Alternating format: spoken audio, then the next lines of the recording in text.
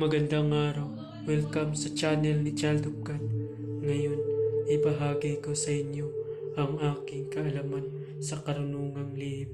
Narito, orasyon laban sa sunog.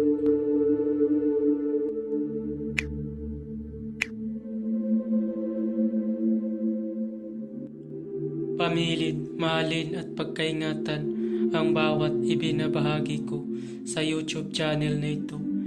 Ang kapangyarihan na kapaloob dito ay lubhang maywaga. Gamitin lamang sa kabutihan at pagganap ng kalooban ng Diyos. Maginhuwaran at laging isa puso't isip ang 7 layunin. Una, isabuhay ang 4 na gintong simulain, makadiyos, makabayan at makatao, makakalikasan. Pangalawa, isagawa ang pag-ibig sa Diyos, pananampalataya at pag-asa sa pamamagitan ng tiyaga. Pangatlo, isakatuparan ang kabutihan, katwiran, kalinisan, katotohanan, kadalisayan, kaliwanagan, at kababaan ng kalooban. Pangapat, ipagpalaganap ang pagkakaisa, pagmamahalan, pagtulong sa kapwa, pagmimisyon, paglilinis ng sarili at pagbabago na paunlad.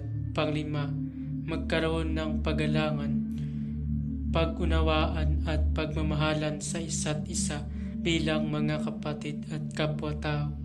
Panganim, maging dakila sa isip, sa salita at gawa para sa Diyos, sa bayan at tao. Pangpito, ipagpatibay ang kautusan ng Diyos, tumulong sa pagpapaunlad ng katawan ng bawat kasapi ng samahan at tumupad sa adikain ng Diyos sa tao. Sa pamamagitan ng pagsunod sa mga layuning ito, ang isang naghahanap sa Diyos ay makakasumpong sa Kanya at hindi pagkakaitan ng Kanyang liwanag. Pamamaraan.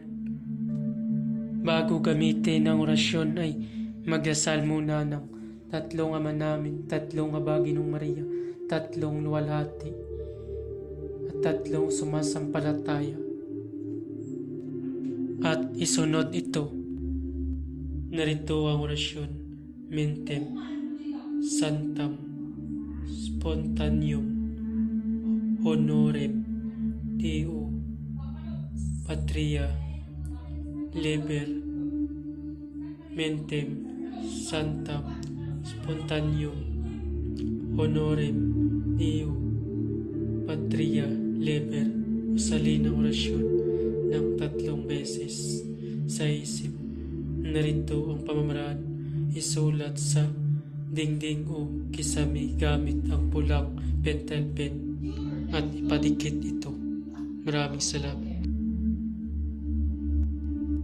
Babala, ang lahat ng orasyon na aking ibinabahagi dito ay lubhang makapangyarihan.